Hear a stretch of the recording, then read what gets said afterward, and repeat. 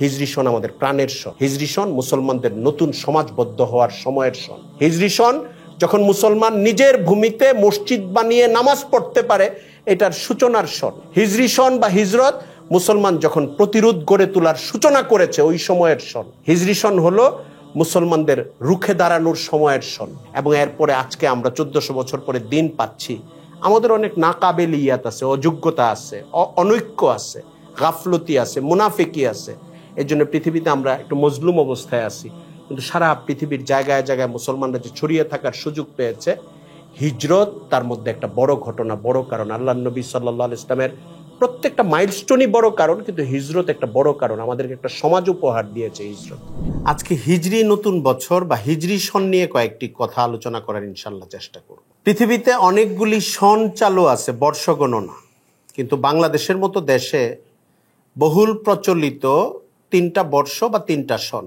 খ্রিস্টীয় সন বা ঈসাই সন বলি আমরা, জানুয়ারি থেকে ডিসেম্বর পর্যন্ত।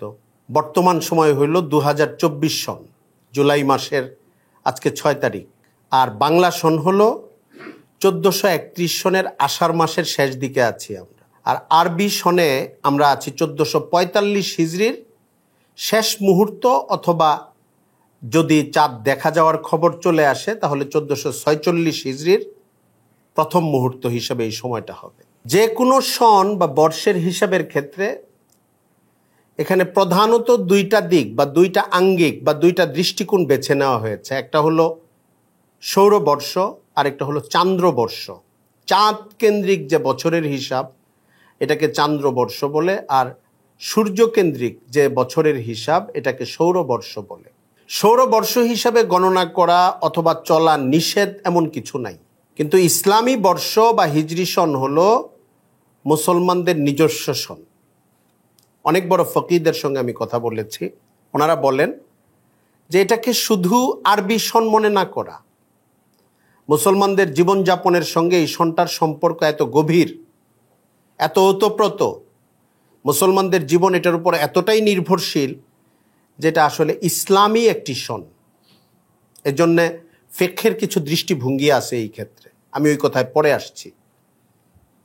তো যে কোনোভাবেই একটা বছর শেষ হওয়া এবং আরেকটা বছর শুরু হওয়া, এটা যদি আমাদের বাংলাদেশে প্রচলিত সনগুলির হিসাবে 3বার আসে, যেরকম ইংরেজি সনের শুরু, তারপর বাংলা সনের শুরু, হিজরি সনের শুরু, অথবা আরও কোনো মাধ্যম আসে সনের বাইরে, মাসের শুরু, দিনের শুরু, সপ্তাহের শুরু, মুসলমান হিসাবে আমরা সময়টাকে কিভাবে বিবেচনা করব?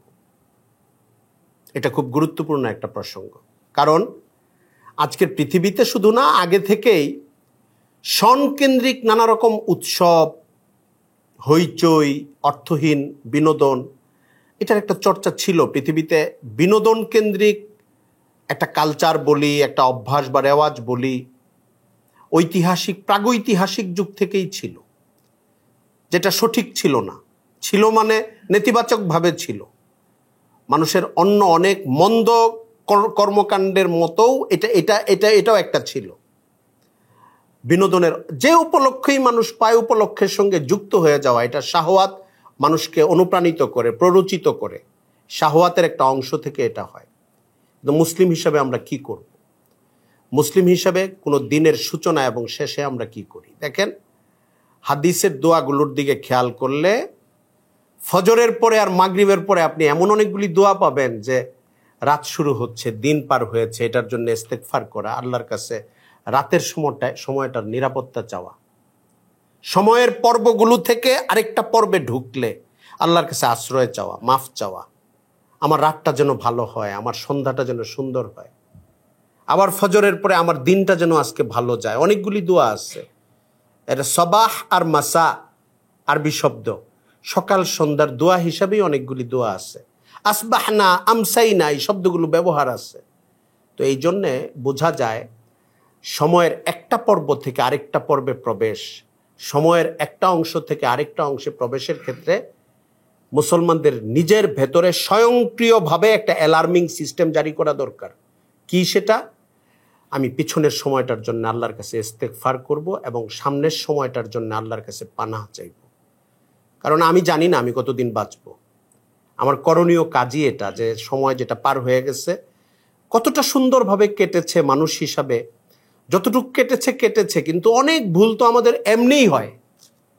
নামাজের মধ্যে পর্যন্ত, নামাজ শেষ করার পরের মাসনুন একটা তাসবিহ হইল আস্তাগফিরুল্লাহ আস্তাগফিরুল্লাহ আস্তাগফিরুল্লাহ। দৃশ্য তো মনে হয় এতক্ষণ তো ইবাদত করলাম, তাহলে ইস্তেগফার কেন? যে নামাজের মধ্যেই যতটুকু মনোযোগ আমার কাছে কাঙ্ক্ষিত ছিল, প্রত্যাশিত ছিল, বিধিবদ্ধ ছিল, মতলুব ছিল, এটা তো আমি দিতে পারি নাই। আসলে এই নিবেদনটা আমার ক্ষেত্রে ঘটে নাই। তাহলে আমি কি করব? যদিও আমি ইবাদতে ছিলাম, আমার ওই ত্রুটিগুলির জন্যে আল্লাহর কাছে ইস্তেগফার করি, আস্তাগফিরুল্লাহ আস্তাগফিরুল্লাহ আস্তাগফিরুল্লাহ।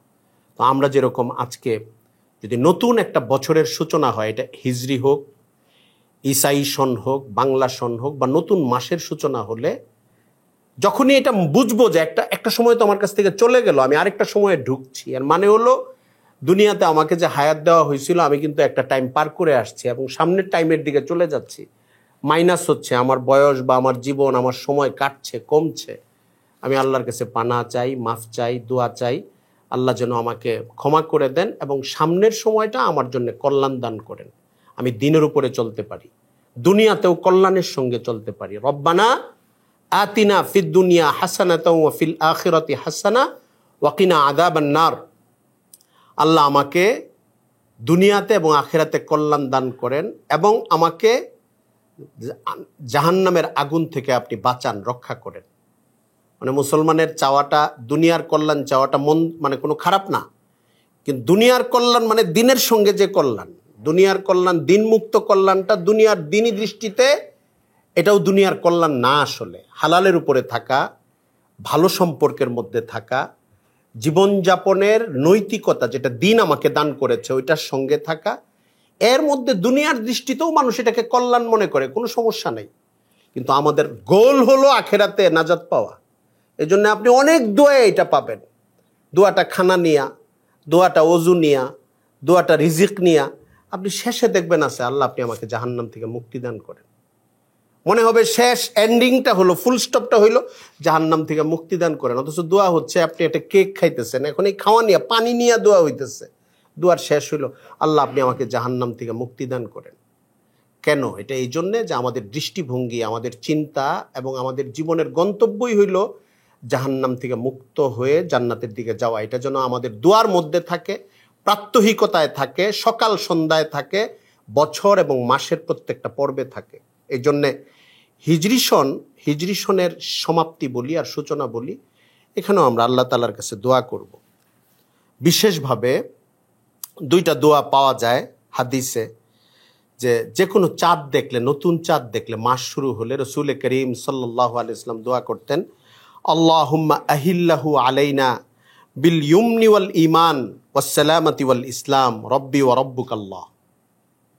তর্জমা কত সুন্দর দেখছেন, বিল আল্লাহুম্মা আহিল্লাহু আলাইনা, আল্লাহ এই মাসটাকে আমাদের মধ্যে যে প্রবেশ করাচ্ছেন আপনি এমনভাবে করেন, বিল ইয়ুমনি ওয়াল ঈমান, কল্যাণের সঙ্গে এবং ঈমানের সঙ্গে, ওয়াস সালামাতি ওয়াল ইসলাম, শান্তির সঙ্গে এবং ইসলামের সঙ্গে।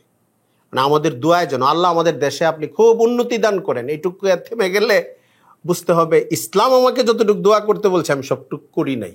আমি বলছি না যে এটুকু করা নিষেধ, এটা হলো অর্ধেক করলাম আর কি। আমি উন্নতি, দুনিয়ার যে উন্নয়ন বলে আর কি, যে বিল্ডিং হইল, প্রযুক্তি হইল, গাছপালা হইল, মাছ হইল, আমরা জগতের সবাই যেটাকে উন্নয়ন বলে আমি ওইটাই বললাম। আমার দোয়া হইতে হবে আল্লাহ আমাকে উন্নতির সঙ্গে এবং ঈমানের সঙ্গে আপনি আমাকে বরকত দান করেন। মুসলমানের দোয়ার মধ্যে এই জিনিসগুলি থাকবে। এই জন্য চাঁদ উঠার সময়, চাঁদ উঠতে দেখলে রাসূল করিম সাল্লাল্লাহু আলাইহি ওয়াসাল্লাম এই দোয়াটা করতেন।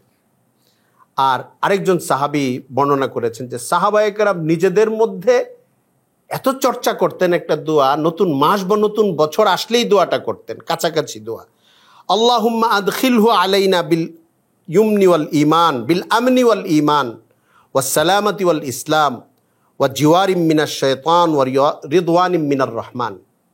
কাছাকাছি, আল্লাহ আপনি এই মাসটাকে বা এই বছরটাকে আমাদের উপরে প্রবেশ করান, আনেন, এইভাবে আনেন, বিল আমান ওয়াল ঈমান, নিরাপত্তার সঙ্গে এবং ঈমানের সঙ্গে, ওয়া সালামাতি ওয়াল ইসলাম, শান্তির সঙ্গে এবং ইসলামের সঙ্গে, ওয়া জিওয়ারিম মিনাশ শাইতান, এবং শয়তানের খপ্পরে পড়ে যাওয়া থেকে সুরক্ষার সঙ্গে ওয়ারিদওয়ানিম মিনার রহমান এবং আল্লাহর সন্তুষ্টি প্রাপ্তির সঙ্গে সাহাবায়ে কেরাম এই দোয়াগুলো করতেন।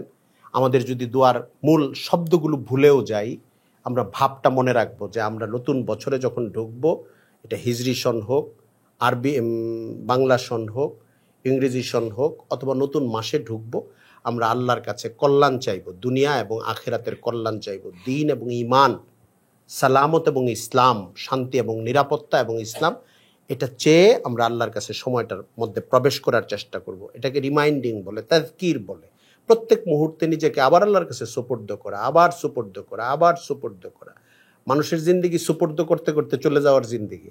কোনো একজন মানুষ যদি বারবার আল্লাহর কাছে সুপর্দ করতে থাকে, সুপর্দ করতে করতে চলে যায় 80 বছর বয়স হোক, আর 42 বছর বয়স হোক, আর 19 বছর বয়স হোক, সুপর্দের হালতে চলে গেছে, সে সৌভাগ্যবান মানুষ হিসেবেই দুনিয়া থেকে গেছে আসলে।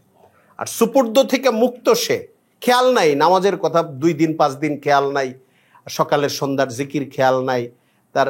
যেহেতু মানুষ আসলে নিউট্রাল না, মানুষের মধ্যে তখন অন্য চিন্তা আসে, বিনোদন আসে, হাসি আনন্দ আসে, নাফরমানির কল্পনা আসে, গান বাদ্য আসে, তার চোখে থাকে, মুখে থাকে। এই জন্য নিজেকে সব সময় জোর করে ইমানের হালতের সঙ্গে, তসবিহের সঙ্গে, জিকিরের সঙ্গে, যখন যে হালটার সঙ্গে ইসলামের যে নির্দেশনা, ঘুরে ঘুরে ওইটার সঙ্গে নিজেকে যুক্ত করা, তাহলে আমি আবর্জনাগুলো থেকে নিজেকে মুক্ত রাখার সুযোগ পাবো অন্তত মূল সময়টায়। আর আমার সফর যদি অনেক লম্বা আল্লাহ করে দেন, 90 বছর, 80 বছর, 85 বছর, আর আমার অভ্যাসটা যদি সুন্দর হয়, তাহলে ইনশাল্লাহ সমাপনটা আমার সুন্দর হবে। কারণ আমার ব্লাডে, আমার মাথায়, আমার রগের রেশায়, আমার ফিকিরে আল্লাহর নাম, আল্লাহর কাছে সুপর্দ করা, এগুলি ঢুকে যাবে, এটা অভ্যাস হয়ে যাবে। মূল সময়ে আল্লাহ তাআলা আমাকে হেফাজত করবেন ইনশাআল্লাহ। হিজরি সনের ইতিহাস কি? হিজরি সনের ইতিহাস হলো, রসুল করিম সাল্লাল্লাহু আলাইহি ইসলামের যুগে হিজরি সনটা শুরু হয়নি। তবে হুজুর দুনিয়াতে আসার অনেক আগে থেকেই এই 12টা মাস জারি ছিল। 12টা মাস সনটা ছিল, মানে কিভাবে বলবো, এটা কি 10 নম্বর সন না 11 নম্বর সন, এটা ভাগ ছিল না, কিন্তু মাসগুলো ছিল। এটা মুহররম মাস, এটা সফর মাস, এটা রবিউল আউয়াল মাস, এটা রবিউল সানি মাস, এভাবে মাসগুলো ছিল। এই 12টা মাস ছিল, সনের কোনো ক্রমধারা ছিল না।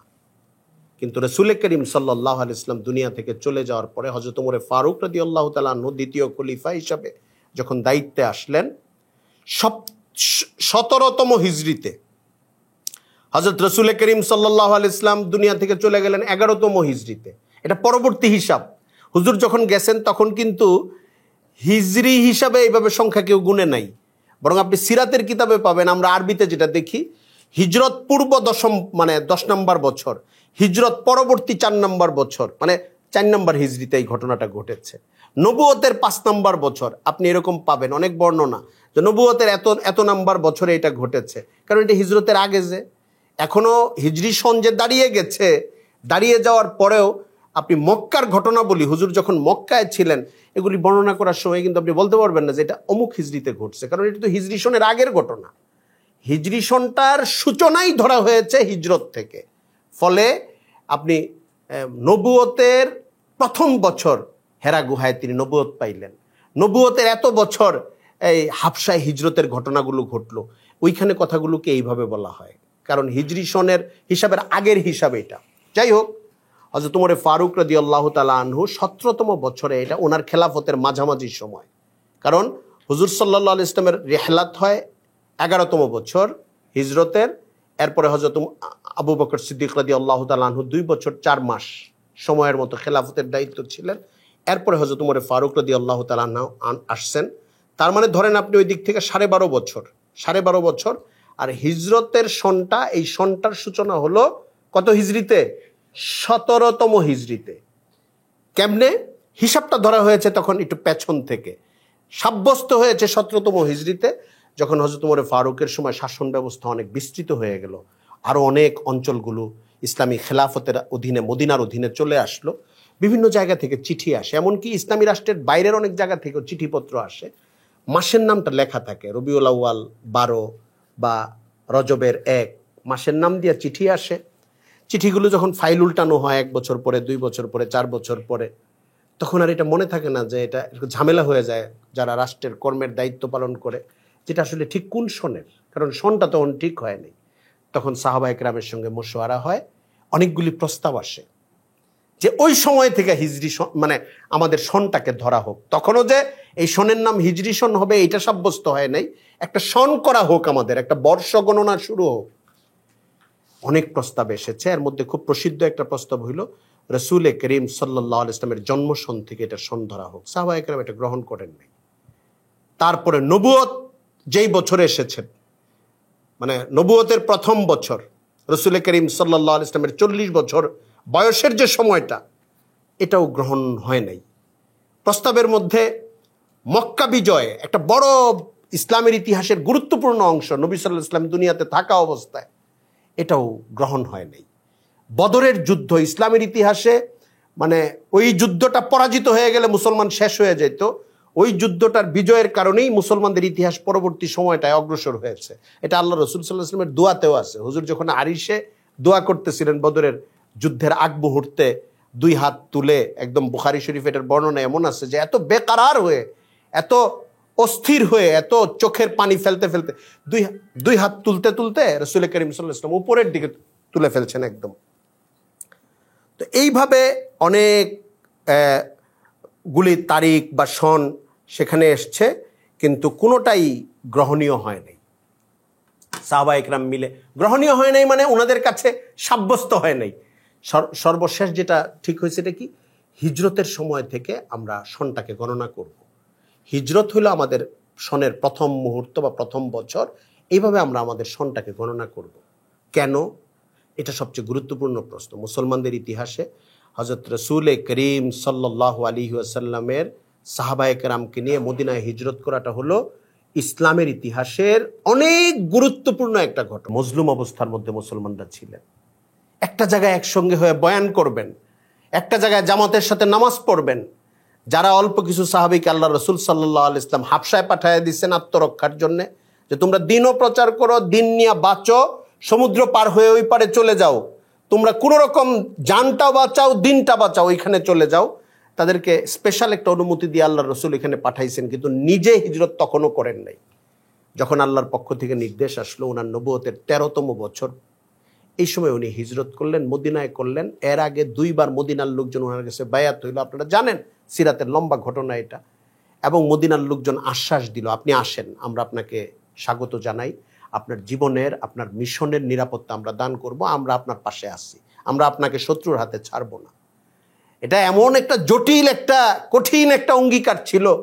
তখনও ইসলামের ঘোষণা দেন নাই, ইসলাম গ্রহণ করেন নাই রসুলের চাচা হজরত আব্বাস, আবদুল্লাহ ইবনে আব্বাসের আব্বা হজরত আব্বাস, রসুলের গার্জিয়ান, অভিভাবকের মতো মদিনার ওই সাহাবিরা যারা বায়াত করতেছেন, বায়াতে আকাবায়ে থানিয়া, বায়াতে আকাবায়ে উলার সানিয়া, দ্বিতীয়বারের সময় উনি হাজির। উনি বলতেছেন, আপনারা যা বলতেছেন, আপনারা বুঝা বলতেছেন তো, আমার ভাতিজা কিন্তু এখানে খুব কষ্টে আছে, এখান থেকে যখন যাবে আরও মানুষের আক্রোশ বাড়বে, পরে আপনাদের ওইখানে গেলে পরে আপনারা আসলে রক্ষা করবেন তো, পাশে থাকবেন তো।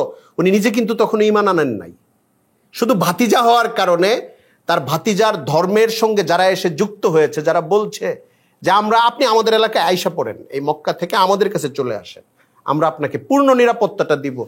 আব্বাস আর একটু এনশিওর করতে চাইতেছেন, যে নিশ্চিত হইতে চাইতেছে আমার ভাতিজার জীবনটা বিপন্ন হবে না তো, এরা ভুল কথা বলতেছে না তো, না বুঝা বলতেছে না তো। উনি আবার ওদের কাছ থেকে অঙ্গীকার নিচ্ছেন। তারা বলছেন, না, আমরা আসি, আপনার সাথে আসি। আল্লাহ রসুল সাল্লাল্লাহু আলাইহি ওয়াসাল্লাম এরপরে যখন হিজরত করে মদিনায় গেলেন, ইতিহাস দেখেন, এটা আজকে পড়ার সময় আমার আরেকবার মনে হয়েছে যে এমন তো 10টা লোক থাকতে পারতো ইহুদিদের মধ্যে, এক সাইড দিয়ে মিছিল করতেছে, মানি না, মানবো না, হয় না? ওইখানে তো মুশরিক ছিল, ওই সময় ছিল তো। আল্লাহ রসুল সাল্লাল্লাহু আলাইহি ওয়াসাল্লাম যখন হিজরত করে প্রথম দিন ঢুকেন, অল্প কিছু মানুষ মুসলমান হয়েছেন, কিন্তু আল্লাহ তাআলা এমন একটা অলৌকিক পরিবেশ করে দিয়েছেন, যত বৈরী মানুষেরা ওইখানে ছিল, তারাও যে একজন মহান মানুষ আমাদের এখানে আসছে। তার দিন গ্রহণ করেছে অল্প সংখ্যক মানুষ মদিনার, কিন্তু তারা প্রভাবশালী, তাদের কথায় সমাজটা চলে মোটামুটি, কোনো বিদ্রোহ নাই, কোনো জটিলতা নাই। কিছু উৎসুক মানুষ ছিল, বেশিরভাগ মানুষ ছিল ঔৎসুক্যের সঙ্গে সঙ্গে স্বাগত জানানোর মেজাজ নিয়ে, মহাব্বতের সঙ্গে, ভালোবাসার সঙ্গে, একটা প্রবল আগ্রহের সঙ্গে তার জন্য অপেক্ষা করেছেন। এরপরে কি হয়েছে? মদিনা সনদের মতো সনদ হয়েছে, অন্যরাও এটার পরবর্তী রাজনৈতিক পরিণতি হলো সবাই আল্লাহ রসুলের নেতৃত্ব মেনে নিয়েছে, কোরআন হাদিসের নেতৃত্ব মেনে নিয়েছে। আপনি মদিনা সনদের যতগুলি এটা খুব খুব সুসন্নিবেশিত অবস্থায় ইতিহাসে পাওয়া যায় না, যতটুকু পাওয়া যায় আপনি দেখবেন যে কোনো ঝামেলা হলে আল্লাহ রসুল যেটা ফয়সালা করে দিবে এটা তারা সবাই মেনে নিবে, কেউ কারো উপরে হস্তক্ষেপ করবে না, কারোর ধর্ম পালনে করবে না, চাপ তৈরি করবে না। যদি কেউ অঙ্গীকার ভঙ্গ করে সে তার শাস্তি পাবে। কেউ বহিরাগত শত্রুকে সহযোগিতা করবে না, বাইরের কোনো শত্রু আসলে সবাই এক পাশে থাকবে, একসঙ্গে থাকবে। এরকম ভাইটাল কিছু কথা ছিল। নেতা হিসেবে আল্লাহ রসুল সাল্লাল্লাহু আলাইহি ওয়াসাল্লামকে তারা মেনে নেয়। রসুল মদিনায় ঢুকার সময় কুবা অঞ্চল দিয়া ঢুকলেন, এখানেই প্রথমে মসজিদ বানাইলেন। মুসলমানদের ইতিহাসে এটা একটা স্বর্ণালী দিন শুরু হইল। সবাই একসঙ্গে দাঁড়ায় নামাজ পড়ে, কেউ বাধা দেয় না, বরং সবাই সবাইকে সঙ্গ দেয়। রসুল মদিনা পর্যন্ত আসতে আসতে জুমা পড়লেন, ওইখানে আবার মসজিদের মতো হইল। মদিনায় আসলেন, মসজিদ নববী বানাইলেন, রাষ্ট্র হইল, জেহাদ হইল, আরো আহকাম আসলো। মুসলমানরা একটা আলাদা জীবন পাইলো, যে জীবনটা হিজরতের আগে পায় নাই। এই জন্য হিজরত সম্পর্কে ইসলামী ইতিহাসের মূল্যায়ন হইল আল ফারিকু বাইনাল হক ওয়াল বাতিল, হক আর বাতিলের মাঝের একটা প্রাচীর হলো হিজরত। আল্লাহ রসুল সাল্লাল্লাহু আলাইহি ওয়াসাল্লামের জীবনে অনেকগুলো ঘটনাই মাইলস্টোনের মতো। তার জন্ম, কোরআন নাজিলের প্রথম দিন, তার ওহির দিন, তায়েফের ঘটনাকেও আপনি বলতে পারেন 1400 বছর পরে আমি যদি আবেগ দিয়া বলি, তায়েফের ঘটনাও তো একটা মাইলস্টোন, আসলেও মাইলস্টোন। হিজরত একটা মাইলস্টোন, বদরের যুদ্ধ একটা ঐতিহাসিক ঘটনা। আপনি বলতে পারেন আমি বেদনা গাথা হিসাবে আমি উহুদ থেকে আমি গণনা শুরু করব। মক্কা বিজয় একটা ঐতিহাসিক সময়। আপনি এটাও বলতে পারেন যে হুদাইবিয়ার সন্ধিকে বাদ দেই কেন, ওই টাইম থেকে তো মুসলমান মক্কা বিজয়ের সন্ধান পেয়েছে। কিন্তু যতগুলি জায়গায় আপনি দাগ দিবেন যে এটা একটা মাইলস্টোন, তার চেয়ে অনেক বেশি গুরুত্বপূর্ণ হইল হিজরতের ঘটনা আল্লাহ রসুলের জীবনে। কারণ হিজরত দৃশ্যমানভাবে হইল পলায়ন, মনে হয় যে জন্মভূমি থেকে সবাই চলে যাচ্ছে, একটু পরাজয় পড়া ব্যাক গিয়ারের মতো, গাড়ি আর সামনের দিকে যাবে না, এখন পিছায়া যাওয়ার মতো, না বলে রাতের আধারে স্থান প্রস্থান করার মতো, চলে যাওয়ার মতো। কিন্তু ইসলামের ইতিহাসে ওই হিজরত বিজয়ের মাধ্যম হয়েছে। আল্লাহ রসুল সাল্লাল্লাহু আলাইহি ওয়াসাল্লাম 8 বছর পরে আবার তার জন্মভূমিতে পৃথিবীর সবচেয়ে বড় সাহসী, বিনয়ী রাষ্ট্রনায়ক, যুদ্ধনায়ক হিসাবে প্রবেশ করেছেন। এই জন্য হিজরত পুরা মুসলিম উম্মার জন্য গুরুত্বপূর্ণ। যখনই হিজরি সন আসবে আমরা যেন হিজরতের ঘটনাগুলির দিকে আবার তাকাই। যখনই হিজরি সন মানে একটা সন না, হিজরি সন মানে বললাম তো যে সময়ের পরিবর্তনের সময় আমরা হাজিরা দিব আল্লাহর কাছে। কিন্তু আমাদের ইসলামের ইতিহাসের এই ঘটনাগুলো এমন, আমরা যেন আবার ঘটনাটাতে ঢুকি, আমরা যেন সিরাতের আগে পরে। হিজরি সনটা তো একটা মাঝের সময়, হিজরত তো আল্লাহ রসুলের জীবনের একটা মাঝের সময়। আমরা আগের অংশটাতেও যাব, পরের অংশটাতেও যাব, সাহাবায়ে কেরামের কুরবানির অংশগুলোর মধ্যে প্রবেশ করব। হিজরি সন শুধু এতটুকু মনে আছে, হিজরি সন আমাদের প্রাণের সন। হিজরি সন মুসলমানদের নতুন সমাজবদ্ধ হওয়ার সময়ের সন। হিজরি সন যখন মুসলমান নিজের ভূমিতে মসজিদ বানিয়ে নামাজ পড়তে পারে, এটার সূচনার সন। হিজরি সন বা হিজরত মুসলমান যখন প্রতিরোধ গড়ে তোলার সূচনা করেছে ওই সময়ের সন। হিজরি সন হলো মুসলমানদের রুখে দাঁড়ানোর সময়ের সন এবং নতুন করে মুসলমানদের রাষ্ট্র গঠনের যে একটা সুযোগ। এবং এরপরে আজকে আমরা 1400 বছর পরে দিন পাচ্ছি, আমাদের অনেক নাকাবেলিয়াত আছে, অযোগ্যতা আছে, অনৈক্য আছে, গাফলতি আছে, মুনাফিকি আছে। এই জন্য পৃথিবীতে আমরা একটু মজলুম অবস্থায় আছি। কিন্তু সারা পৃথিবীর জায়গায় জায়গায় মুসলমানরা যে ছড়িয়ে থাকার সুযোগ পেয়েছে, হিজরত তার মধ্যে একটা বড় ঘটনা, বড় কারণ। আল্লাহ নবী সাল্লাল্লাহু আলাইহি ইসলামের প্রত্যেকটা মাইলস্টোনই বড় কারণ, কিন্তু হিজরত একটা বড় কারণ, আমাদেরকে একটা সমাজ উপহার দিয়েছে হিজরত। হিজরি সনের সময় এই জন্যে আমরা যেন এই দিকটার দিকে খেয়াল রাখি। এটা হলো হিজরি সনের অন্যতম তাৎপর্য। এখান থেকে হিজরি সনের গণনা এই জন্য শুরু হয়।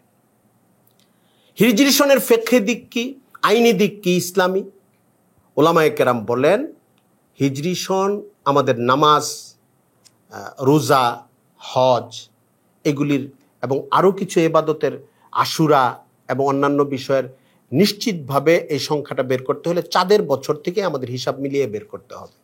এটা কখনোই আমরা সৌরবর্ষ দিয়ে হিসাব মিলিয়ে বের করতে পারবো না। অনেকগুলি মুসলমানদের জীবনের সাথে সম্পৃক্ত ইবাদতের বিষয়গুলো ঈদ হিজরি সনের সাথে সম্পৃক্ত। এটা এমন না যে ঠিক আছে এই বছর জানুয়ারির এত তারিখে রমজান হয়েছে, এত তারিখ থেকে ফেব্রুয়ারির এত তারিখ পর্যন্ত, আচ্ছা আমরা ঠিক করে ফেলি সব বছর ওই টাইমে হবে না, এটা আমাদের চাঁদের বছরই হবে। এই জন্য এটা একটা বাই রোটেশন ঘুরতে থাকে। দেখা যায় আমাদের মতো বয়স যাদের 40 পার হয়েছে, 50 পার হয়েছে, এনে মুরব্বীও আছেন, আমার চেয়েও মুরব্বী আছেন, তারা দেখবেন প্রচণ্ড শীতেও রোজা কাটাইছেন, প্রচণ্ড গরমেও রোজা কাটাইছেন, বর্ষাতেও রোজা কাটাইছেন। এটা সার্কেলের মতো ঘুরতেছে, রোজা, ঈদ, হজ, এই সময়টা ঘুরতেছে, চাঁদের বছরের সাথে মৌসুমটা ঘুরতেছে। তো এই জন্য হিজরি সনের কোনো খবর রাখবে না মুসলিম উম্মাহ, তাহলে একটা ফরজ তরকের গুনাহ হবে সবার। হিজরি সনকে গুরুত্ব দেওয়া এটা মুসলমানের জন্য করণীয়, কিন্তু ফরজে কেফায়া বলা হয়েছে। ফকিহগণ বলেন একটা মুসলিম সমাজের জন্য ফরজে কেফায়া হইল হিজরি সনের হিসাব রাখা। ফরজে কেফায়া বুঝি তো আমরা, যেরকম জানাজার নামাজ আসলো, কিছু মানুষ যদি নামাজ পড়ে ফেলে তাহলে অন্যদের আর গুনাহ হবে না, কিন্তু জানাজা রেখে গেছে, নামাজ পড়তে কেউ আসতেছে না, যে আরেকজন যাক আমার টাইম নেই, আরেকজন যাক আমার টাইম নেই, আমার সময় নাই, সবাই গুনাহগার হবে, ফরজ তরকের গুনাহগার হবে। এই জন্য হিজরি সন যদি কমপক্ষে কিছু মানুষ খেয়াল রাখে, সমাজের ওলামায়ে কেরাম হোক, দিনদার মানুষ হোক, একটু ঝামেলা হয় কারণ আমাদের জানুয়ারি ফেব্রুয়ারি মাথায় বেশি থাকে, কিন্তু আমরা হিজরি সনটা যেন খেয়াল রাখি। আজকে যদি আমাদের হিজরি সনের শেষ দিনের শেষ দিন হয়, তাহলে এটা কোন মাস হইল? জিলহজ, হিজরি সনের শেষ মাস জিলহজের। আজকে যদি চাঁদ না উঠে থাকে, একদম ফাইনাল হয়ে গিয়ে থাকে, তাহলে 30তম দিনের সূচনা হয়ে গেল মাগরিবের পর থেকে। হিজরি সনের বা আরবি মাসের গণনাটা শুরু হয় কখন থেকে? দিনটা মাগরিবের পর থেকে, চাঁদ ওঠার সময় থেকে পরের দিন মাগরিব পর্যন্ত। তো এই জন্য, আর যদি এমন হয় চাঁদ উঠে নাই, তাহলে আমরা এই জিলহজের শেষ দিন, চাঁদ উঠে গেলে মহররমের প্রথম দিন। তো এই সনটা গণনা আমাদের ঠিক রাখ। আশুরায় যদি রোজা রাখতে চাই, এটা গুনতে হবে তো, নাহলে আমরা আশুরায় রোজা রাখবো কেমনে? এবং আশুরার রোজা তো রমজানের পরে হাদিসের ভাষ্য অনুযায়ী সবচেয়ে ফজিলতপূর্ণ রোজা হইল আশুরের রোজা। এটা অন্য আলোচনা, আমি আজকে এই আলোচনাটায় ঢুকবো না, আপনারা শনিবারের সামনের সপ্তাহে হয়তো আলোচনাটা পাবেন। আমরা আশুরার রোজার নিয়ত করে রাখি যে রমজানের পরে সবচেয়ে ফজিলতের রোজা হইল আশুরার রোজা। পেছনের 1 বছরের গুনাহ আল্লাহ তাআলা মাফ করে দেন আশুরার রোজায়। রাসূলুল্লাহ সাল্লাল্লাহু আলাইহি ওয়াসাল্লাম মক্কায় যখন ছিলেন তখন ওই রোজা রাখতেন, এবং কুরাইশরাও এই রোজা রাখতো। আমি আগে এই পুরো ডিটেলসটা আমার জানা ছিল না, এইভাবে জানা ছিল না। আবার হুজুর যখন মদিনায় আসছেন, তখন সাহাবায়ে কেরামকে নির্দেশ দিয়েছেন আশুরার রোজা রাখতে। তখনও রমজানের রোজা ফরজ হয় নাই, সাহাবায়ে কেরাম ফরজ হিসাবে রোজা রাখতেন, নির্দেশে রাখতেন। পরে যখন রমজান ফরজ হয়ে গেল, তখন রমজান ফরজ, আশুরার রোজার ব্যাপারে ঐচ্ছিকতা দিয়ে দেওয়া হইল, যে পারে সে রাখবে, যে রাখবে না সে রাখবে না, নফল এটা। এরপরে যখন দেখলেন ইহুদিরা এই রোজা রাখে, রাসূল সাল্লাল্লাহু আলাইহি ওয়াসাল্লাম ইহুদিদেরকে জিজ্ঞাসা করলেন, তোমরা কেন রাখো? আমরা এই জন্য রাখি যে এই দিন আল্লাহ তাআলা হযরত মুসা আলাইহিস সালামকে ফেরাউনের কবল থেকে মুক্ত করছিলেন।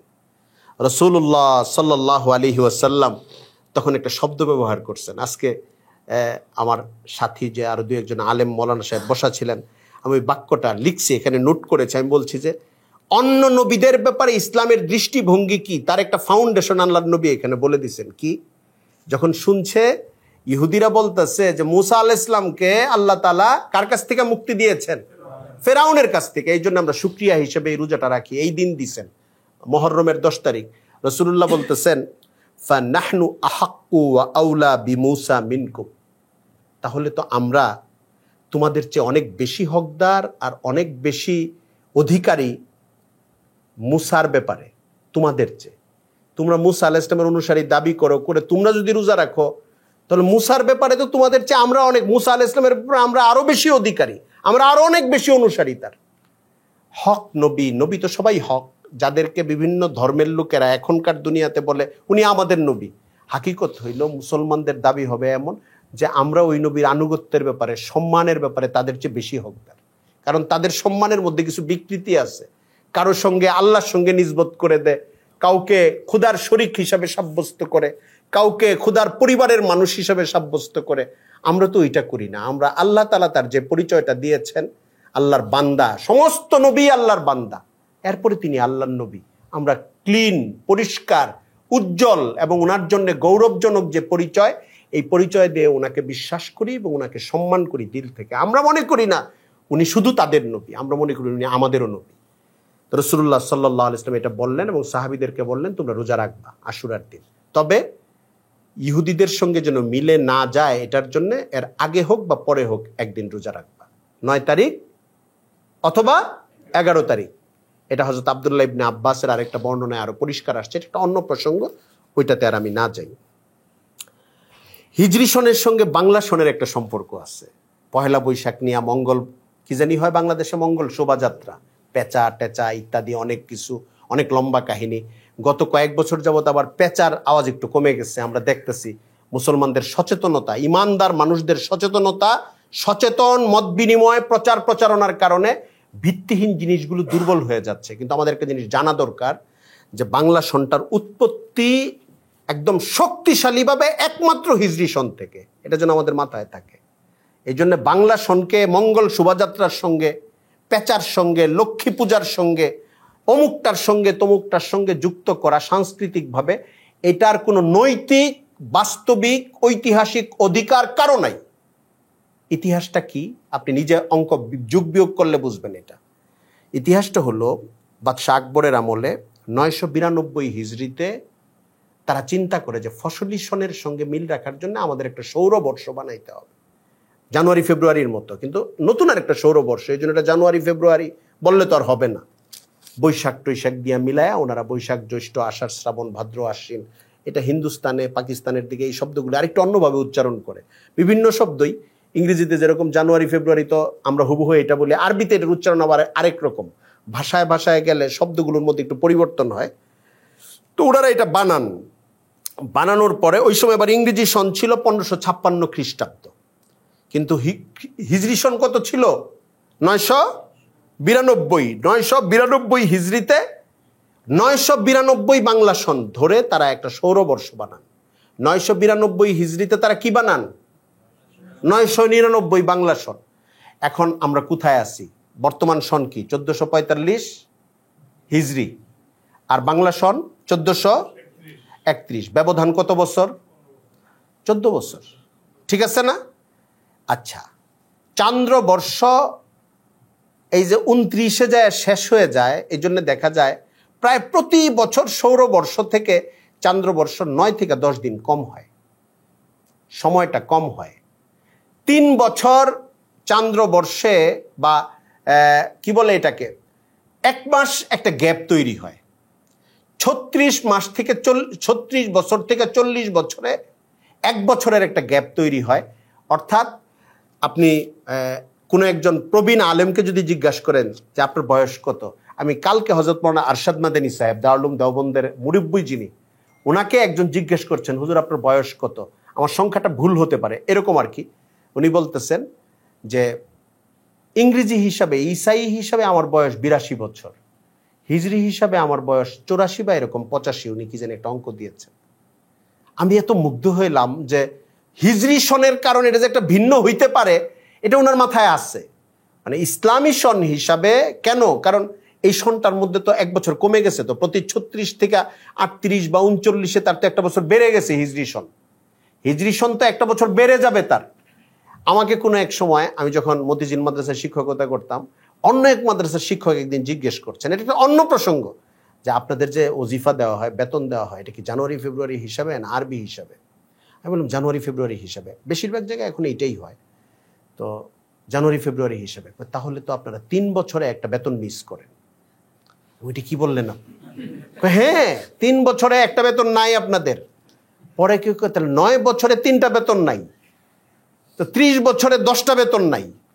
জটিল বিষয় কইলেন, যে খেয়াল করি নাই এটা। আমরা তো হিসাবের সুবিধার জন্য সবাই জানুয়ারি টু ডিসেম্বর ধরে চলতেছি। যাই হোক, আমি লম্বা আলোচনায় যাব না। এখন আপনি বুঝবেন যে 1431 আর 1445 এই কয়েকশো বছরে কেমনে হইল। এই যে 14 বছরের বেশ কমটা শুরু হয়েছিল কোন সময় থেকে? 992 হিজরিতে। তখন একদম সমান 992 হিজরি, 992 বাংলা সন, এভাবে তৈরি করে তারা সৌরবর্ষ তৈরি করেছে। তারা আমাদের চেয়ে 10 দিন বেশি ছিল, বা 9 দিন কোনো বছর। এই জন্যে 992 থেকে কত এখন ব্যবধানটা কত বছরের, কতশো বছরের? এই টাইমটার মধ্যে 14 বছরের বা 14.5 বছরের একটা বেশ কম তৈরি হয়েছে। কিন্তু মূল সূচনাটা পুরাপুরি হিজরি সন কেন্দ্রিক। হিজরি সনের সঙ্গে মিলিয়ে শুধু তারা বলছে আমরা একটা সৌরবর্ষ করবো ফসলি সনের জন্য। এই জন্যে বাংলা সন আমাদের সন, বাংলা সনের জন্য আমরা দোয়া করব। একটা কথা আছে এখানে, সুনির্দিষ্ট আমল বানায় ফেলাইলে আবার বেদাত হবে। যদি এরকম বলি আমি আপনাদেরকে, বা বাংলাদেশের আলেমরা বলে দেয় যে পয়লা বৈশাখের দিন ফজরের পরে গান বাদ্যে না গিয়া সবাই মসজিদে বসে দুরূদ শরীফ পড়বেন এবং তারপরে দোয়া করবেন, প্রতি বছর এটা যদি একটা আমল হয়ে যায়, আমাদের 10 বছর পরে এক প্রজন্ম যদি মনে করে যে পয়লা বৈশাখের সকালবেলায় ফজরের পরে মসজিদে এই যে দোয়াটা হয় এটা একটা বিশেষ ফজিলতের দোয়া, তাহলে বেদাত হয়ে যাবে। বেদাত হইল শরীয়ত ওইটাকে স্পেশালভাবে আমল বলে নাই, আপনি ওইটাকে আমল করা শুরু করেছেন। হ্যাঁ, যদি আপনি নর্মাল করেন যে আমি এখন নিজের থেকে এমনি তেলাওয়াত করতেছি, জিকির করতেছি, এটা কোনো সমস্যা না।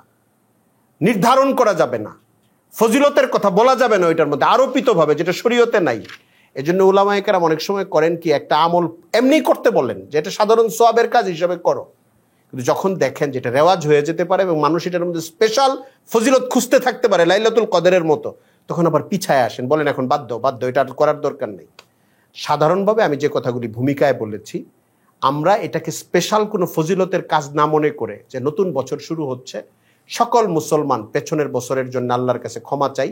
এটা যেরকম আমরা দিন শেষ হইলে রাতের জন্য চাই, রাত শেষ হইলে দিনের জন্য চাই, মাস শেষ হইলে মাসের জন্য চাই, আমরা আল্লাহর কাছে পেছনের দিনগুলোর জন্য ক্ষমা চাইবো আমাদের ভুল ত্রুটির জন্য, সামনের দিনের জন্য আল্লাহর কাছে আমরা সাহায্য চাইবো। এটা আমরা করতে পারি।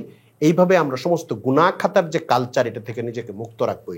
হিজরি সনের সাংস্কৃতিক গুরুত্বটা অনেক বেশি। সংস্কৃতি কি, লম্বা আলোচনা করার ইচ্ছা ছিল আমার।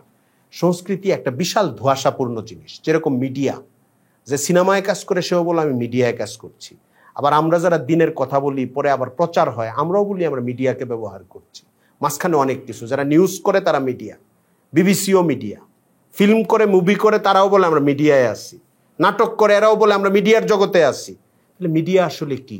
বিনোদন আইটেম থেকে নিয়ে ইনফরমেশন প্রচার বলেন, ধর্ম প্রচার বলেন, মতাদর্শ প্রচার বলেন, অথবা ইনফরমেশন এক জায়গা থেকে আরেক জায়গায় নেওয়ানো বলেন, টোটালটাই মিডিয়া। সংস্কৃতিটাও এরকম, এটার নানান রূপ আছে।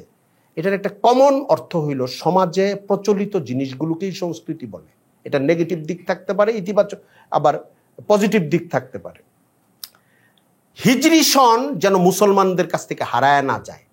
হিজরি সন আসলে প্রতিটা মাসকে মনে রাখা মুসলমানদের, আমরা যেরকম জানুয়ারি ফেব্রুয়ারি আর বৈশাখ জ্যৈষ্ঠ আমাদের মনে আছে, মুসলমানের সন্তানদের দায়িত্ব। স্কুলগুলি তখন নাচ গান শেখানোর প্রতি মনোযোগ বেশি দিয়ে দিচ্ছে, সিলেবাসে আছে এই পরিমাণ নাচ শিখতে হবে, আবার আপডেট জানাইতে হয়, হারমোনিয়াম বাজাইলো কিনা, এটা করলো কিনা, তার স্কিল বৃদ্ধি হইল কিনা, নৃত্যকলা ইত্যাদি ইত্যাদি কত কলা আছে এখন দেশে।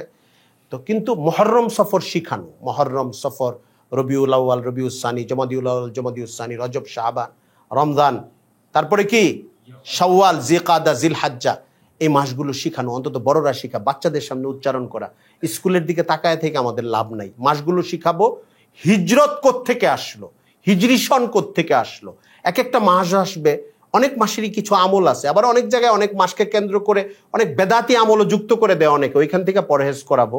রুসুম থেকে, যেগুলি শরীয়তে ভিত্তি নাই, কিন্তু যেখানে শরীয়তের আমল নির্ধারিত করা আছে, আমরা ওই মাসটাকে গুরুত্ব দেওয়া, আমলগুলো করা, আমাদের নতুন প্রজন্মকে জাগ্রত করব এবং ইসলামের ইতিহাসের সঙ্গে, ইসলামের কালচারের সঙ্গে, ইসলামের জীবনযাত্রার সঙ্গে, ইসলামের জীবন পদ্ধতির সঙ্গে, আবেগের সঙ্গে এবং ইতিহাসের বিভিন্ন মাইলস্টোন বা সূত্রগুলোর সঙ্গে আমাদের নতুন প্রজন্মকে পরিচিত করানোর অন্য অনেকগুলি মাধ্যমের মতো এটাও একটা মাধ্যম। হিজরি সন, হিজরি সনের আজকে কত তারিখ? আচ্ছা, এই মাসে কি ঘটছিল বলো তো বাবা?